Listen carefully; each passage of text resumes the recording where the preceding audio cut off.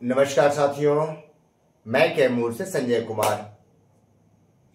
साथियों, इस समय जान रहे हैं लगन का समय चल रहा है, तो थोड़ा यहाँ वहाँ थोड़ा धूपी में मौसम का भी प्रकोप चल रहा है, तो थोड़ा सा उसमें तबीयत मेरा गड़बड़ाया हुआ है, लेकिन वैसा कुछ नहीं है, ठीक हूँ।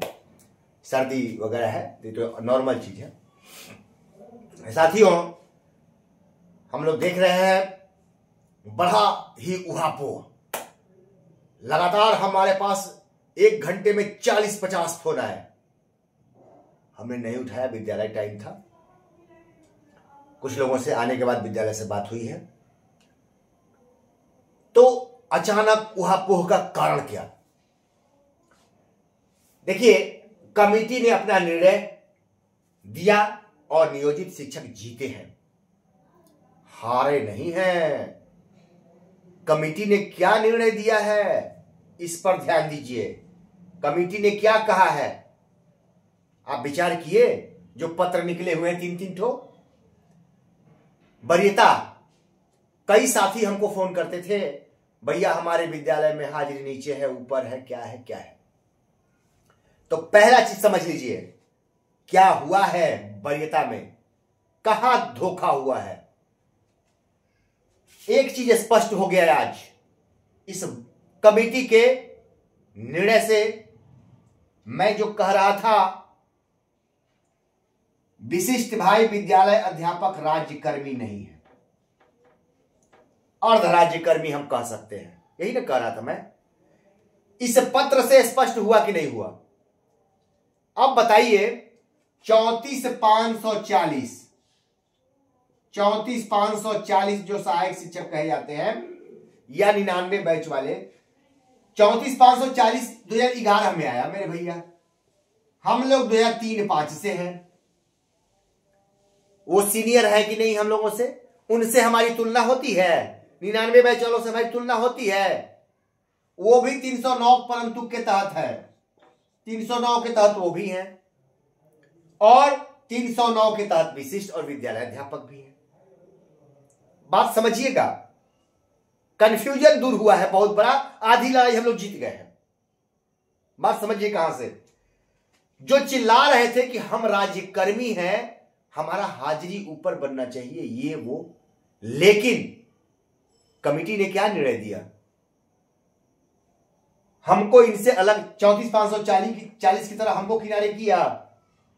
स्पष्ट तीनों अनुभव को वरीयता दिया कि जिसका प्रशिक्षण तिथि पहले होगा वो वरीय होंगे। विद्यालय अध्यापक नियोजित और विशिष्ट, परीक्षा देने से नहीं, अनुभव, प्रशिक्षण, ठीक है।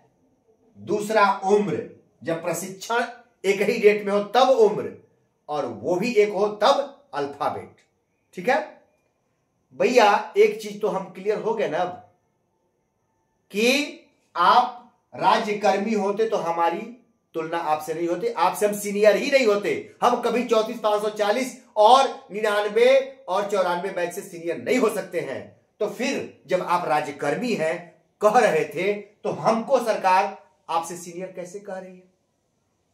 समझने की बात हो गई क्या? आ गई ना क्लियर बात?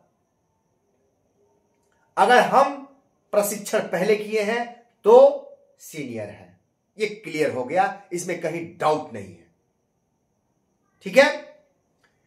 अब देखिए, ये तो एक पत्र हो गया जो कि स्पष्ट कर दिया कि, अब देखिए एक बिंदु और है कि हम लोग वरीय तो हो गए प्रशिक्षण तिथि से, लेकिन अब वरीयता में आप देख रहे होंगे कि 7वें वेतन का लाभ बार बार निकल रहा है कि 7वें वेतन से आच्छादित नहीं है। हम तो है ना, हम तो है, हमको तो अनुशंसा, चूंकि 7वां वेतन अनुशंसा ही करता है किसी को, हमको अनुशंसा किया। बात समझ गए? क्योंकि हम 5200 का स्केल उस समय था हमारा, इसलिए किया था। तो हम तो उसमें आते हैं मेरे भैया, लेकिन आपको तो सदन में भी कहा है, आज भी सरकार कह रही है कि आप 7वें वेतन से आच्छादित नहीं है। इसलिए अब देखिए राज्यपाल महोदय का सिग्नेचर है, जो हम कह रहे थे कि डीए। अब हम किस पर विश्वास करें? वित्त विभाग का पत्र है, राज्यपाल का सिग्नेचर है महामहिम का, और उसमें लिखा हुआ है स्पष्ट कि 7वें वेतन से आच्छादित लोगों को ही डीए का लाभ दिया जाए। और इधर शिक्षा विभाग की एक पदाधिकारी महोदया निकालती है कि 7वें वेतन से आच्छादित नहीं है, अलग पद है, लेकिन उस डीए का लाभ दिया जाए। अब किसका पत्र मान्य हो गया होगा? अब आप विचार कीजिए। वित्त विभाग सर्वोपरि होगा, क्योंकि बिना वित्त विभाग के आपको पैसा नहीं मिलता है, वित्त विभाग ही निर्णय लेता है। तो वित्त विभाग आज तक स्पष्ट नहीं किया। दूसरी चीज, बातें तो आज बहुत है, जब सरकार इतना दे ही रही है तो आज तक बोल क्यों नहीं रही है कि कितना बोझ पड़ रहा है सरकार के ऊपर विशिष्ट भाइयों को देने में? क्यों सरकार, भाई शर्म आ रही है क्या? हमको तो नहीं लग रहा है कि इसमें, ये तो वाहवाही की बात है कि सरकार विशिष्ट भाइयों को इतना पैसा देने जा रही है। जैसा कि हम लोगों को 1000 बढ़ाती थी तो चिल्लाती थी सरकार। आज क्या दिक्कत है भाई? 6000, 8000, 10000 हमारे विशिष्ट भाइयों को मिलने जा रहा है, लेकिन सरकार नहीं बोल रही है। क्या कहीं दिक्कत है क्या? बोलना चाहिए सरकार को। चुनाव से पहले कुछ नहीं, करोड़ों रुपए दे दिए, लेकिन ये उलझा रहा मामला। तो आज ये क्लियर हो गया कि राज्यकर्मी पूर्ण राज्यकर्मी नहीं है, जो मैं कहते आया हूं। इस बात पे मुहर लग गई है, लगी है कि नहीं भाई? आप विचार कीजिए।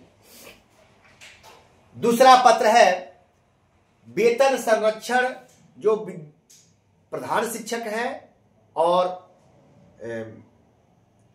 प्रधानाध्यापक, उन लोगों को वेतन संरक्षण का, बीपीएससी से जो गए हैं उनको भी वेतन संरक्षण का लाभ दिया है। इसमें दिक्कत क्या है?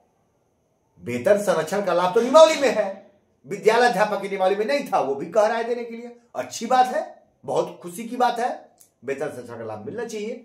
हम तो कह रहे हैं कि भैया निरंतरता भी दे दो ना। वेतन संरक्षण निरंतरता में अंतर होता है, मैं बार बार कह रहा हूं। जब वेतन संरक्षण कहेगी सरकार, एक शब्द में क्यों नहीं कह देती है कि इनको निरंतरता दिया जाता है? एक शब्द में इनको 7वें वेतन से आच्छादित किया जाता है, इनको 7वें वेतन के पे मैट्रिक्स में शामिल किया जाता है। क्यों नहीं भाई? क्या दिक्कत है? इतना बहस करने की आवश्यकता नहीं है। एक चीज ये हो गया। तीसरा बिंदु है प्रोन्नति। आप पत्र पर ध्यान दीजिए, पत्र में क्या दिया है? प्रोन्नत, सिर्फ प्रोन्नति के लिए सेवा जोड़ी जाएगी, निरंतरता के लिए नहीं। उसको पढ़िए, लैंग्वेज को पढ़िए, लैंग्वेज को पढ़िए। और प्रोन्नति होगा तो दिया जाएगा, होने नहीं जा रहा है, उसका पत्र भी नहीं निकला है, होगा तो ऐसा किया जाएगा।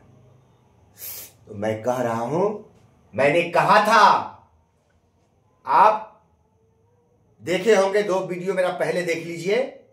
साम दाम दंड भेद, साम दाम दंड भेद का प्रयोग शुरू होगा।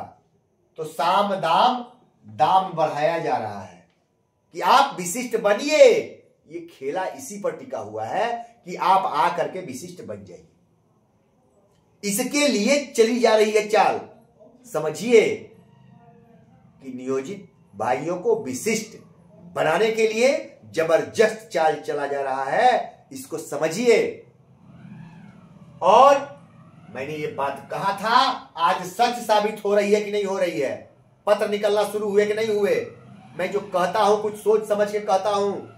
इसका प्रयोग अभी दंड का भी होगा, शुरू होगा कि आपके कागज जांचे जाएंगे।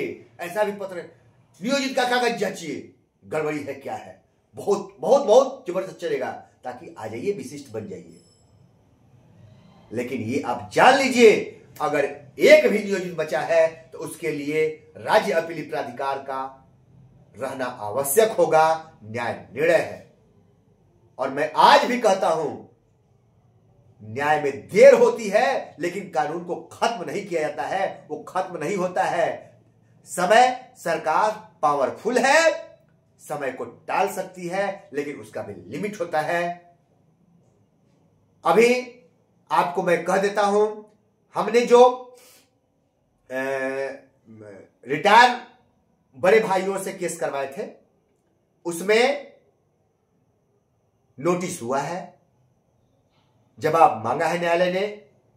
14 को हमको लग रहा है कि हुआ है, मेरे पास आया है। ग्रेच्युटी, ईपीएफ और ईएल, तीनों चीजें उसमें समाहित है। उनकी सुनवाई जल्दी होती है। और दिमाग में रख लीजिए, जो छत्तीसगढ़ का हसर हुआ है, 20 साल की नौकरी खा करके ग्रेच्युटी से दूर किया गया है, वो लड़ रहे हैं न्यायालय में, वही यहां खेला हुआ है। फिर भी नहीं समझे तो दरवाजा खुला है, जा सकते हैं। अब देखिए वरीयता। अब वरीयता में क्या है आप बता चुके। हम अगर प्रशिक्षित हैं, नियोजित हैं या जो भी है, अब कई चीजें अभी डार्क में रखा गया है, ये भी समझिए, कई चीजें डार्क में रखा गया है। आप विशिष्ट बन जाइए तब खुलेगा। अभी विशिष्ट की परीक्षा लेकर के आपको जब ज्वाइन करा लिया जाएगा तब बहुत सारी चीजें ओपन होंगी, पहले नहीं। अरे भैया प्रोन्नति देना दीजिए, हम कहां रोक रहे हैं। प्रोन्नति हमारे विशिष्ट भाइयों को दे दीजिए पहले, उसके बाद करा लीजिए, हमें खुशी है। बीपीएससी भाइयों को भी दे दीजिए ना प्रोन्नति, कहां दिक्कत है, दे करके ले जाइए। क्यों इसमें इतने पत्र की आवश्यकता है क्या? एक लाइन का पत्र होगा, सारे काम हो जाएंगे। इतने पत्राचार की तो आवश्यकता है नहीं।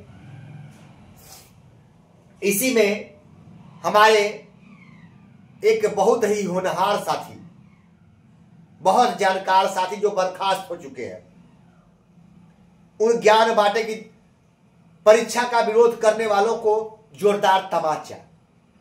अब सोचिए, उनको शर्म भी नहीं आती है, उन भगोड़ा महोदय को शर्म भी नहीं आती है। उनका हश्र आप लोग देखे, तमाचा, घर में बंद करके चिल्ला रहे थे कि तमाचा तमाचा मारा गया है, ऐसा उनका वक्तव्य आया था। आप लोगों ने ड्रामा देखा था ना, वो किसी पार्टी से सीट चाहते थे, नेताजी बनने जा रहे थे, सीट नहीं मिला, तमाचा मिला, वही तमाचा कह रहे हैं। समझ गए? ये वीडियो पहुंचा दीजिएगा। वही तमाचा जो घर में मिला तो उनको तमाचा याद आ गया कि बड़ी तमाचा खाया बर्खास्त होने के बाद भी, और भागे भागे इस पार्टी उस पार्टी के पास पहुंच रहे हैं। वैसे लोग जो हम लोगों को छोड़ करके भाग गए, न्यायालय में धोखा दिए, हर जगह वैसे लोग बात करते हैं। शर्म आती है वैसे लोगों के बारे में बात करने में भी। हमारे जैसे आदमी वो लोग बात करते हैं जो तमाशा पटना में कहा, घर में बंद करके क्या नौटंकी किए, वो सारे लोग देखे। वो आदमी रोता है, गिड़ाता है। पूर्व में भी ऐसा हुआ था। अरे मर्द कभी रोता गिड़ाता है? लड़ो, मर्द हो तो लड़ो ना भाई, रोते क्यों हो? औरतों की तरह विधवा विलाप क्यों करते हो? जियो तो शेर की तरह। टीपू सुल्तान की वो बात मुझे याद है, उसी की तरह मैं जीता भी हूं।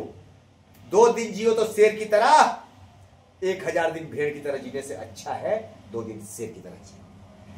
वो जिंदगी जियो ना मेरे भाई। अब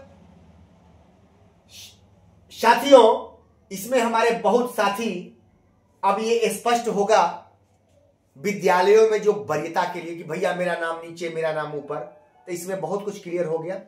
अगर आपका प्रशिक्षण आप बीपीएससी विद्यालय अध्यापक से राज्यकर्मी के चलते जूनियर नहीं है, ये दिमाग में बैठा लीजिए, आ गया है।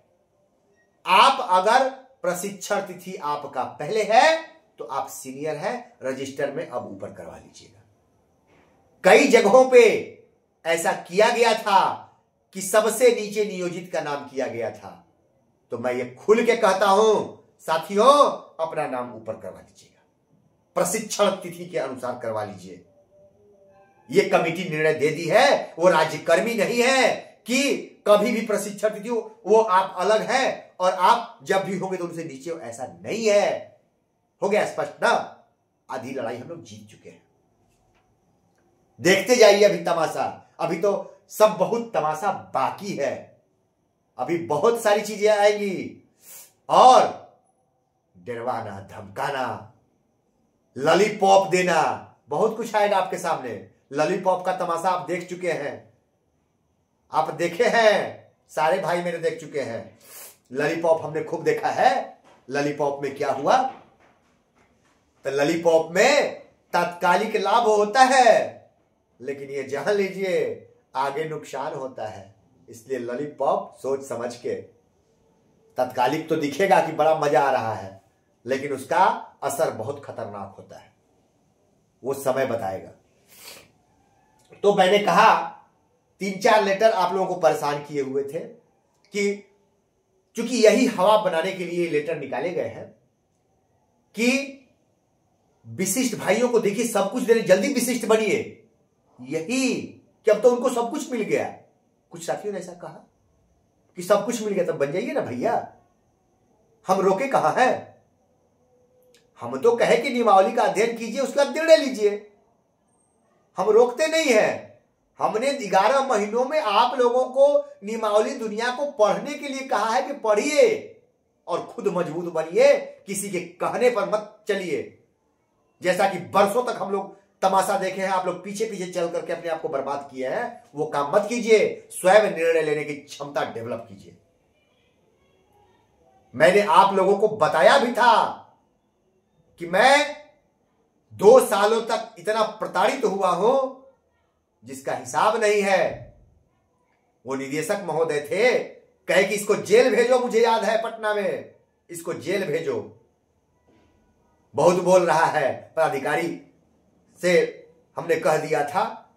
हम कहे कि ठीक है, भगत सिंह जेल जाते हैं ना, भगत सिंह फांसी पर चढ़े थे, क्या हुआ, भेज दीजिए सर, कोई दिक्कत नहीं है जेल जाने में मुझे। लेकिन गलत नहीं, मैं सही कह रहा हूं। सबके यहां दौड़ा था, वही संघर्ष मुझे मजबूत बनाया है। आप संघर्ष करोगे तब ये ताकत आएगी संजय कुमार वाली। ऐसे ही नहीं मैं बना हूं, संघर्ष करके बना हूं। अपनों ने भी गद्दारी मेरे साथ किया था, मेरी आवाज जाती है उन तक। अपनों ने भी किया था, प्रमोशन रद्द करवा के, ठीक है, धोखा दिया था लोगों ने। तो मैं तप गया हूं, ना किसी से डर है ना खौफ है, बस ईमानदारी। तो आप लोग अगर साथ दे रहे हैं तो मैं तैयार हूं, अगर नहीं देंगे तो भी मैं युद्ध छोड़ने वाला नहीं हूं। मैं युद्ध नहीं छोड़ूंगा, आखिरी सांस तक लड़ूंगा, चाहे मैं अकेले रहूं या 4 लोगों के साथ रहूं, उससे कोई फर्क नहीं पड़ता है। लेकिन आप अपने स्वाभिमान को गिरवी मत रखिए, मेरा यही कहना है। अपने आप को कमजोर मत समझिए। नियोजित की नियमावली पंचायती राज की जितनी मजबूत है, आप देख रहे होंगे कि धड़ाधड़ विकेट गिर रहे हैं, सस्पेंड हो रहे हैं, अभी ट्रांसफर में ड्रामा होगा, खुद समझ में आ जाएगा, ठीक है। वहां आपको नियोजन इकाई को लिख के नहीं भेजना है, सीधा अटैक, सीधा अटैक। ऐसे 1-2 है तो जिक्र करना उचित नहीं है, चूंकि पदाधिकारी हैं, उनका भी सम्मान है। लेकिन आप लोग जानते होंगे, मैं किसी पदाधिकारी के विदाई समारोह में नहीं जाता हूं, समझिए मेरी बात को। गुलदस्ता लेके नहीं पकड़ाता हूं, मैं वैसे पदाधिकारी की तलाश करता हूं जो ईमानदारी से शिक्षकों का हक न मारा हो, तब ना उनका विदाई करूं। लेकिन वैसा मिले नहीं, इसलिए मैं कभी नहीं गया, विदाई समारोह अटेंड ही नहीं किया। आप समझ रहे होंगे मेरे को, मैं उस सब चक्कर में नहीं पड़ता हूं, ना ही मैं ऑफिस का चक्कर लगाता हूं। तो इसमें भैया थोड़ा भी आप इस पत्र से मजबूत हुए हैं, नियोजित को कोई खतरा नहीं है। नियोजित को जाल में फंसाने के लिए एक से एक पत्र निकलेंगे, सावधान रहिए। बहुत सारी चीज छूट जा रही है, तो थोड़ा सा और विधिवत बना लेंगे, तो फिर वीडियो बनाएंगे। आप घबराइए नहीं, एकदम जो मैं कह रहा हूं आप इस पर मंथन कीजिए और तब हमसे चर्चा कीजिए। और हमारे कई विद्वान साथी जुड़े हुए हैं, आप उनसे भी चर्चा कीजिए। और एक महत्वपूर्ण चीज कि थोड़ा कुछ मैं सोच रहा था कि 5वां चरण हो जाए तब, लेकिन मीटिंग होगी। अब हम ये चक्कर में थे कि 5वां चरण हो जाए, क्योंकि वह पोह में है, लेकिन मैं लगा हूं, सब काम कर रहा हूं, थोड़ा समय अभाव चल रहा है, लेकिन फिर भी मैं काम को जल्दी ही 2-4 दिन में खत्म कर लूंगा। उसके बाद हम लोग बैठेंगे, आप साथी अपने अपने जिलों में बैठक करते रहिए, लोगों से मिलते रहिए, लोगों से बातें करते रहिए, इतना कीजिए, क्योंकि हम लोगों का समूह है। और शिक्षक स्वाभिमान समूह, क्योंकि लगभग 250 एडमिन हम बना चुके हैं, क्योंकि बातें करनी होती है हमारे समूह में। एक चीज ध्यान रखिएगा, आप किसी संघ में हो रहिए, कोई दिक्कत नहीं, नियोजित है, कोई दिक्कत नहीं है, लेकिन अगर किसी संघ के आप पदधारक हैं तो एडमिन नहीं बनिएगा, आपसे रिक्वेस्ट है। क्योंकि हमारे समूह का एक मिशन है और उस मिशन से 5000 ही हम लोग होंगे, 1000 ही होंगे, लेकिन एक नमूना पैदा कर देंगे। वो मिशन है मेरा। हम लोग पटना में मिलेंगे तो सारे मिशन को आप लोगों के सामने रखूंगा, तब आप लोग समझिए मैं उस पर लगा हुआ हूं, काम कर रहा हूं। पटना में भी हमारे राजनंदन जी हैं, सहयोग कर रहे हैं, उस पे मिशन पे मैं लगा हुआ हूं। मिलूंगा आप लोगों से, सब लोग मिलेंगे, हम लोग सब लोग साथ हैं। और कैसे समूह चलता है ईमानदारी से, सिर्फ पैसा लेना नहीं, उसका एक एक पाई का हिसाब। पैसा तो बहुत लोगों ने लिया, हजारों लाखों करोड़ों रुपया, घोटाले के भी आरोप लगे बहुत सारे, आप देखते थे ना, कोई हिसाब देने को तैयार नहीं, एक संघ छोड़ के फिर दूसरे में अध्यक्ष बन गए, स्वघोषित।